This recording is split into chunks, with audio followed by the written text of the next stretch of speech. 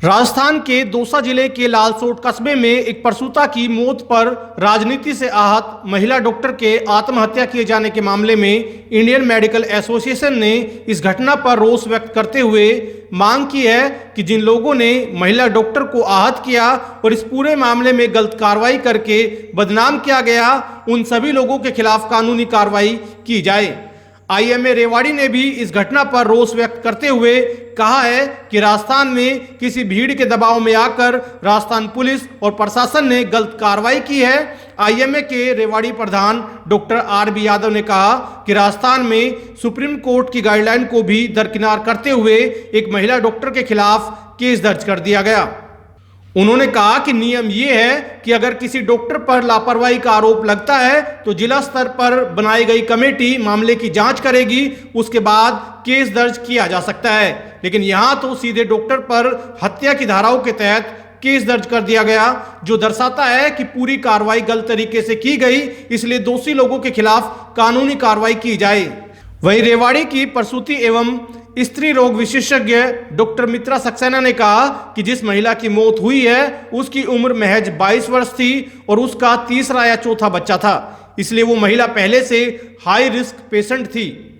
आपको बता दें कि महिला डॉक्टर ने सुसाइड नोट में लिखा था कि मरीजों की मौत पर डॉक्टरों को प्रताड़ित करना बंद किया जाए, अगर मेरी मौत से यह धारणा बदल जाए तो मैं जान दे रही हूँ। देखिए, परसों राजस्थान के दौसा ज़िले में लालसोट में एक घटना हुई। एक लेडी जिसको डिलीवरी होनी थी, शायद तीसरा या चौथा बच्चा था, लालसोट के एक नर्सिंग होम में डिलीवरी के बाद में अधिक रक्तस्राव की वजह से उसकी मौत हो गई।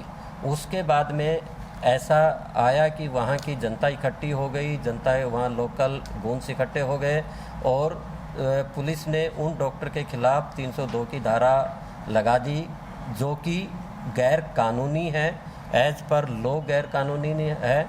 तो लेडी डॉक्टर को शायद उस हॉस्पिटल पे, लेडी डॉक्टर्स पे वहाँ प्रेशर बनाया गया। हमारी वो लेडी डॉक्टर वहाँ उस प्रेशर को नहीं झेल पाई, इसकी वजह से उन्होंने सुसाइड कर लिया। वो सुसाइड करने के बाद में जब ये न्यूज़ आई तो हमारी आईएमए रेवाड़ी इस केस के रिगार्डिंग जो ये इंसिडेंस हुआ इसकी घोर भर्त्सना करती है। जो लेडी एक्सपायर हुई उसके साथ हमारी सिंपैथी है, लेकिन वहाँ की लोकल भीड़, वहाँ के नेता लोग और वहाँ की पुलिस और प्रशासन ने जो किया वो गैर कानूनी हमें लगता है। उनको ऐसा नहीं करना चाहिए।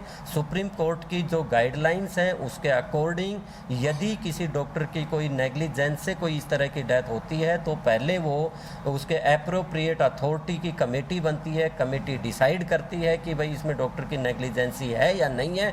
यदि नेग्लिजेंसी प्रूव होती है तो उस पर केस दर्ज होता है। तो यही जो कानून बना हुआ है, इसी कानून की पालना करवाने के लिए और जो लालसोट में राजस्थान में जो गलत घटना घटी उसके विरोध में आज हम यहाँ बैठे हैं। सभी जनता से नम्र निवेदन करते हैं कि हॉस्पिटल्स में चूंकि जहाँ बीमारों का इलाज होता है वहाँ इस तरह की घटनाएं घटना संभावित है।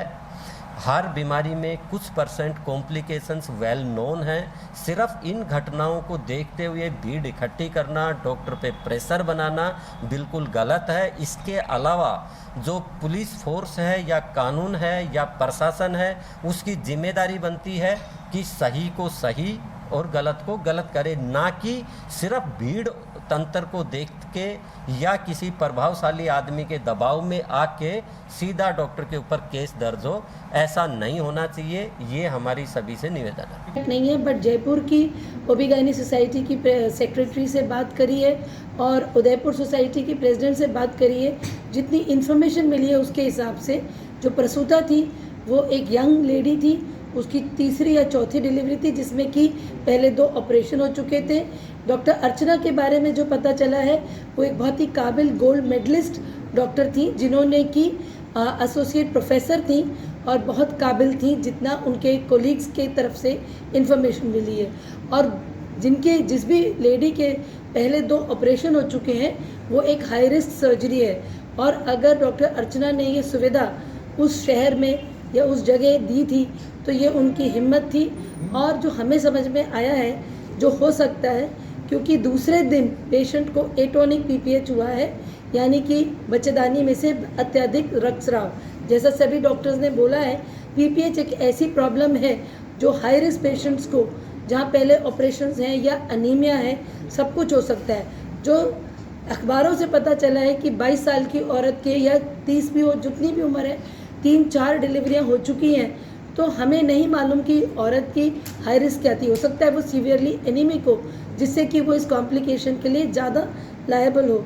तो ये कॉम्प्लिकेशन कभी भी हो सकती है, और इसके लिए तैयार रहने के लिए डॉक्टर अर्चना ने ब्लड ट्रांसफ्यूजन्स भी दिए हैं, और पता ये चला है कि 2 घंटे तक उन्होंने काफ़ी कोशिश करी मरीज़ को बचाने की, परंतु क्योंकि वो मरीज़ को नहीं बचा पाए और उसकी मृत्यु हो गई, और मरीज़ को उसके रिश्तेदार घर ले जा चुके थे, और कोई इस तरह से डायरेक्ट लड़ाई नहीं थी, क्योंकि शायद पुलिस और डॉक्टर्स वगैरह ने मिलके इस मामले को समझाया और सुलह की थी। बट कुछ असामाजिक तथ्यों ने आकर के इसमें राजनीति और एक्सटॉर्शन किया, जिसकी की वजह से उन्होंने डेड बॉडी को वापस लाके रात में हॉस्पिटल के सामने रखा और फिर भीड़ को जुटाया। और ये जो मृतका के शरीर के साथ एक्चुअली अपमान है कि आपने उसको एक्सटॉर्शन के लिए रखा हुआ है, पुलिस पे, प्रशासन पे दबाव बनाने का एक वो सब है। और 302 का मुकदमा, जो कि बिल्कुल ही इम्पॉसिबल है। 302 का मतलब है इंटेंट टू मर्डर। तो ये तो किसी भी डॉक्टर पे नहीं लग सकता, क्योंकि कोई भी डॉक्टर किसी भी मरीज़ को मारने की कोशिश नहीं करता। इससे पहले क्रिमिनल केसेस जो होते हैं, वो भी जैसा कि सभी सीनियर्स ने बताया है कि आफ्टर प्रूविंग की गलती है तो 304 का मुकदमा दर्ज हो सकता है। और अगर इस तरीके का दबाव बनाया जाएगा कि एक्सटॉर्शन के लिए ज़्यादा से ज़्यादा बड़ी धारा लगा दो, आप ये समझिए कि उस डॉक्टर की मेंटल स्टेट क्या होगी जो अपनी मरीज़ को नहीं बचा पाई है। सभी लोग ये सोचते हैं कि उनके साथ बुरा हुआ है जहाँ मौत हुई है। उस डॉक्टर की भी एक मौत होती है जब उसका मरीज़ ठीक नहीं होता है, परंतु अगर उसके साथ ऐसा होगा और उसने डिप्रेशन में आकर के और प्रेशर में आकर के उस लड़की ने सुसाइड किया है, तो जिन रीज़न से उसने सुसाइड किया है, हम सभी डॉक्टर्स इसकी भर्त्सना करते हैं।